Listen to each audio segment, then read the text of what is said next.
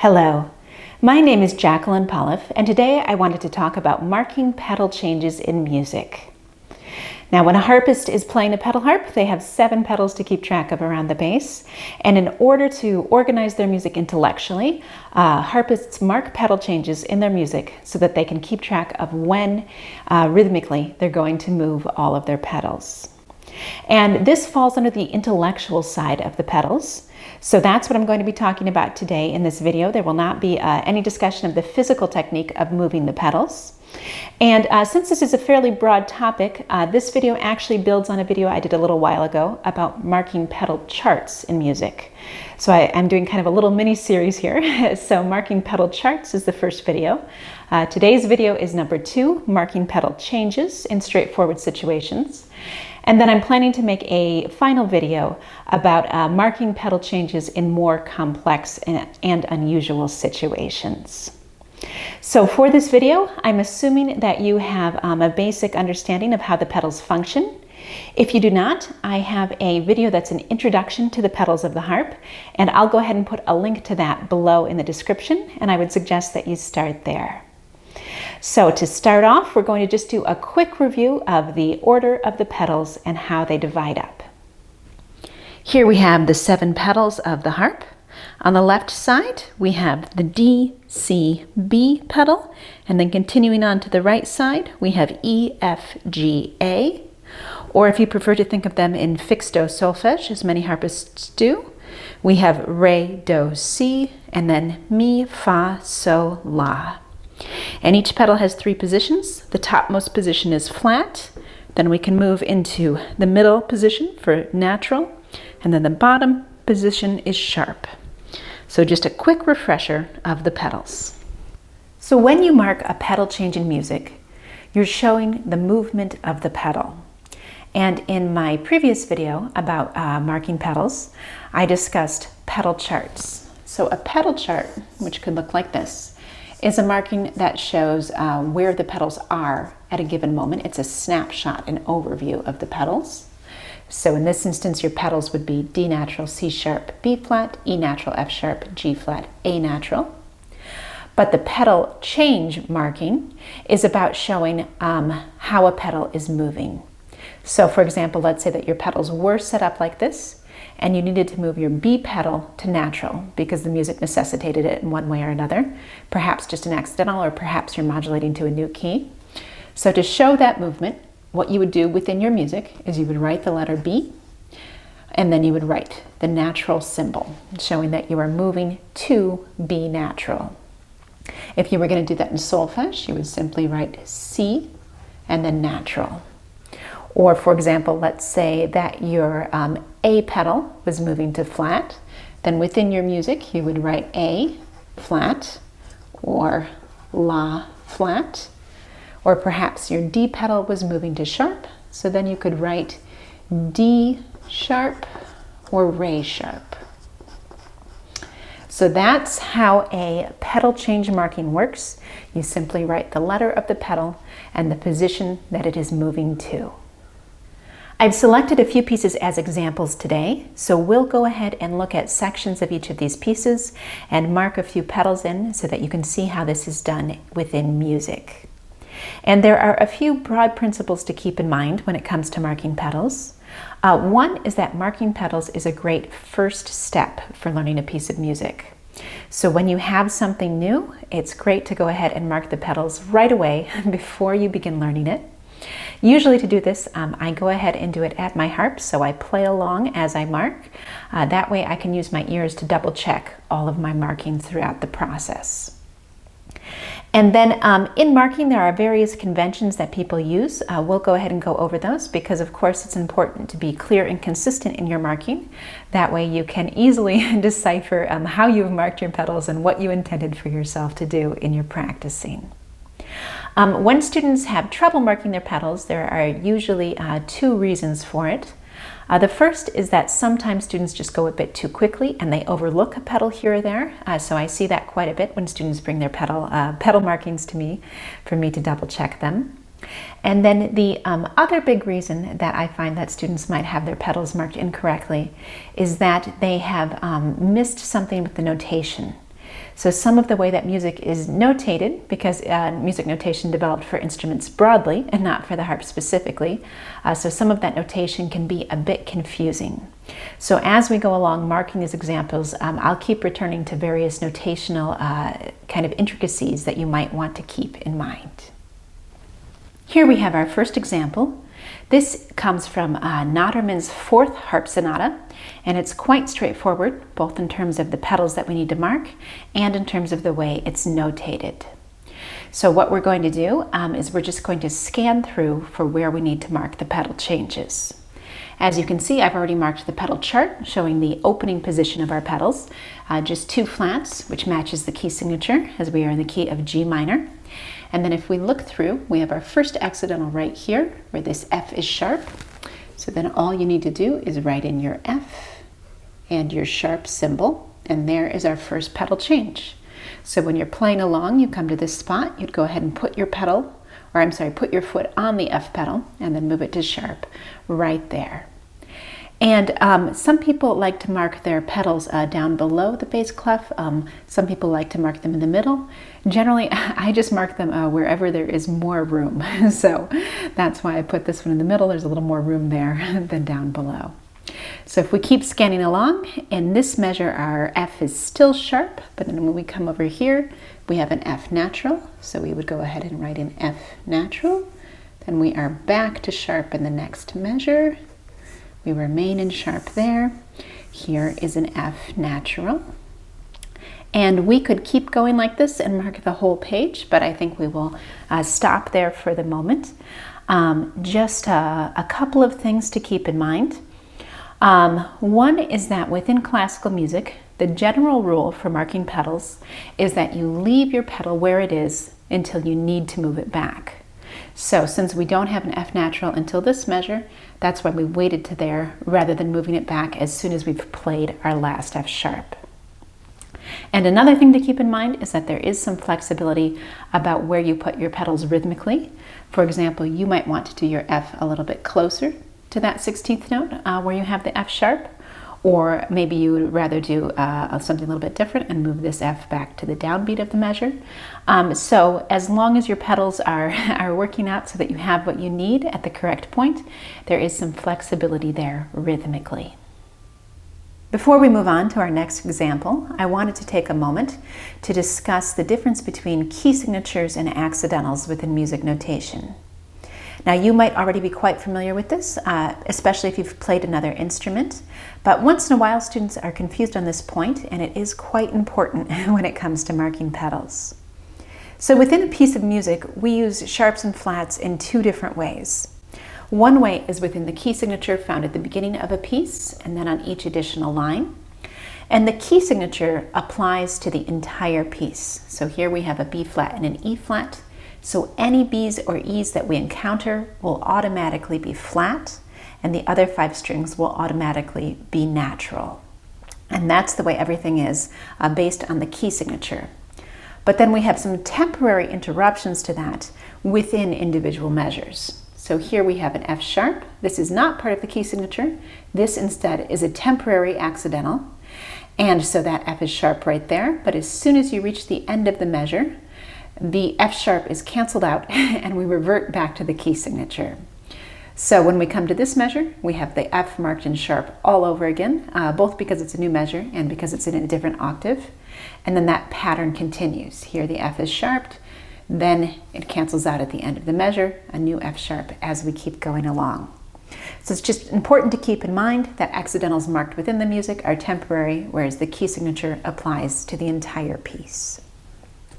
For our next example, we have J.S. Bach's Prelude in C major from the Well-Tempered Clavier, Book 1.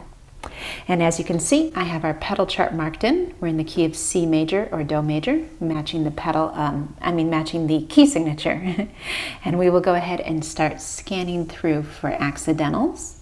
We come to our first one here. We have a Fa sharp. I thought I'd mark the pedals in solfege this time. And I'm going to mark down below the bass clef because there's more room there. So there is our Fa sharp. Then we will keep scanning along. The next time Fa comes up, it is still in sharp. Then in this measure here, we have a couple of pedals. we have a C flat right there, and then we have a Do sharp on the next beat. And then here we have something quite interesting because we have a Fa, but it is not marked in any way. So as we were just discussing, the accidental, the temporary accidental ends with the end of the measure. So since this is not marked in any way, it must match the key signature and go back to Fa natural. But the slightly strange thing about it compared to our last example is that there's no little tiny natural sign in front of it. And that is a notational preference, I guess you would say. Some composers and editors are very kind and they mark in what's called a courtesy accidental to just alert you to the fact that we have had a change. And for most instruments, that is just a courtesy. You do not actually need a natural symbol there because it must match the key signature. But it's just kind of a helpful hint. On the harp, compared to other instruments, those courtesy accidentals take on a bit more significance. So if you're doing something like scanning through the music like this, it'd be very easy to overlook that that Fa is now natural rather than sharp the way it was the last time that we saw a Fa. So if you're marking a piece where there are no courtesy accidentals, I would just look even more closely than usual. For example, in this next measure, we have a La flat, so we will mark that in. And what you could do is you could really systematically look for La to see where it goes back to natural. So if we look through this measure, there is no use of La. If we look in this next measure, here is a La right here, unmarked, so it must match the key signature. So then we go ahead and write in our La natural. Now we have the Aria by Gottfried Kirchhoff, transcribed for the harp by Marcel Grandjany. And we have our pedal chart already marked in. It almost matches the key signature, but takes into account this B natural here. So if we start scanning through, we come to a B that is still a natural, and then another B that is also still a natural. But in this measure, the B moves back to flat. This flat here is a courtesy accidental. If it were not there, the B would be flat anyway, but it's a lovely courtesy, so thank you for that, Grandjany. We will go ahead and mark in our B flat. And then this next one is kind of difficult to see because it's within the grace note, but this B here is natural. I'm going to write it back here just because there's a little bit more space. Then we have an A natural here, so we'll mark that in. When we come to our next line here, we have a B flat and an A flat.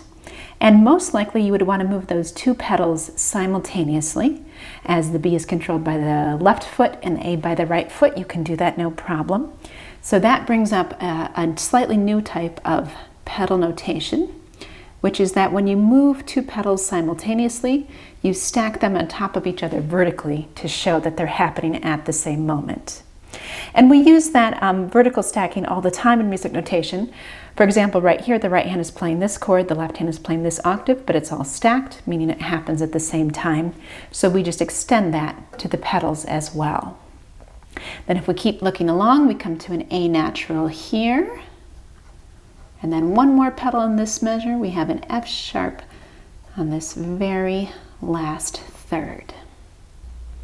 Before we move on, I did want to expand upon one point with stacking the pedals vertically. And that is that anytime you're stacking the pedals, obviously you're using both of your feet. And the convention is to be consistent in terms of which pedal you stack on top. So for example, many harpists like to put their right foot on top and their left foot on the bottom, so that regardless of what your two pedals are, you would maintain that, that order. So let's say that you were moving the F pedal and the C pedal at the same time. You would take a moment to think it through, and you would put the F pedal in the top position because that's moved with the right foot, and the C pedal in the bottom position because that's moved with the left foot. Or maybe you needed to move a B flat and an E flat. Again, you take a moment to think about it. E is the pedal that's controlled by the right foot, so you would write an E flat on top and a B flat on the bottom, and not the other way around like this, as that would be inconsistent.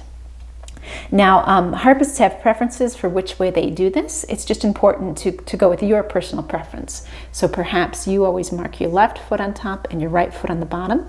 That would be perfectly fine as long as you keep doing it the same way. So maybe you're marking a re flat and a la flat. You would put the re on top, left foot, and not do it the opposite way around. So just a little detail to bear in mind when marking stacks of pedals. In this example, Carlos Salzedo's Seguidilla from his Suite of 8 dances, the pedals are already printed in the music and do not need to be marked. This is always quite nice when this happens. Generally, I would say that it happens more frequently with harpist composers, but sometimes non-harpist composers also print their pedals. So in this situation, all you need to do are 2 things. One, you want to make sure that the pedals are complete.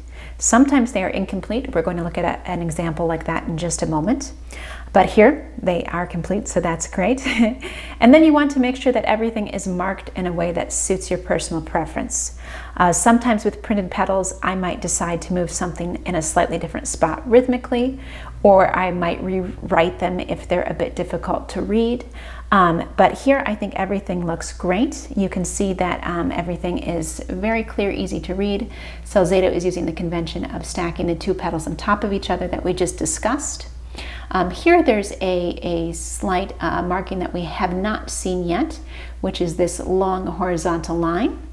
And this is quite straightforward. It just means that you keep your feet on the F and the C, that you move here, and then switch them right back in the next measure. So some harpists will go ahead and mark their pedals that way, and sometimes that is printed in the music. For our final example today, we have this Reverie written by Henriette Renié. And I thought this would be a great final example for 2 reasons. One is that there are quite a few pedal changes needed in it, and so I thought it would be nice to have something a little bit busier than we've seen to end with. And then also it features what we were just mentioning in the Seguidilla. The pedals are printed here. You can see that there are printed solfege pedals throughout, but they are incomplete. And this happens quite frequently with older music. I believe it has to do with some of the pedal conventions at the time. But for our purposes, we want to go ahead and fill in the missing pedals, and then also rewrite a few just for the sake of consistency. So we have our pedal chart marked with 4 flats, matching our key signature of A flat major. And if we start scanning through, we come to a pedal right away here. We need a sol flat, so I will write that underneath. And then our next pedal change would be right here. We need a C natural. And as you can see, nothing is printed in about those. Those are all pedals that need to be filled in. Now in this measure, we have kind of an interesting situation because we actually need to move 3 pedals here, a sol natural, a mi natural, and a C flat. But obviously, no one can move 3 pedals simultaneously, so we'll need to split them up a bit. And this is a fairly easy situation because we're not playing any of those 3 pitches in the previous beat, so we could take any one of the pedals and move it back. I'm just going to make it the sol natural that we'll do first, and then we'll move the mi natural and the C flat right here on this second beat. So then if we keep looking, here we have a C natural pedal. So we will go ahead and write that one in. And then our next pedal is this La natural pedal. Now that one is printed in, but since it's printed above the music and I've been writing everything below, I'm just going to move it to make sure that it doesn't get overlooked in practicing. And then we also have this Mi flat pedal kind of floating here, but actually we don't need a Mi flat until over here. I mean, there's no problem with moving it at this point because we're not playing a Mi anywhere, but to keep it well organized, I'm going to move it over here so that it matches more when we need it. And then same thing with this sol flat that we did with the La. I'm just going to rewrite it down below so that it's very easy to notice all of the pedals as you're playing along. And then from there you could keep going and continue marking your pedals for the rest of the piece. So that is what a slightly busier piece would look like. I hope you've found this video useful and you're feeling more comfortable with marking your pedal changes in music, both looking at when to mark them and understanding all of the notational intricacies that can go along with marking pedals. As I mentioned earlier, I have one more video on this topic forthcoming, and that will be about marking pedal changes in more complex situations. So hopefully that will be out quite soon, and in the meantime, good luck marking your pedals.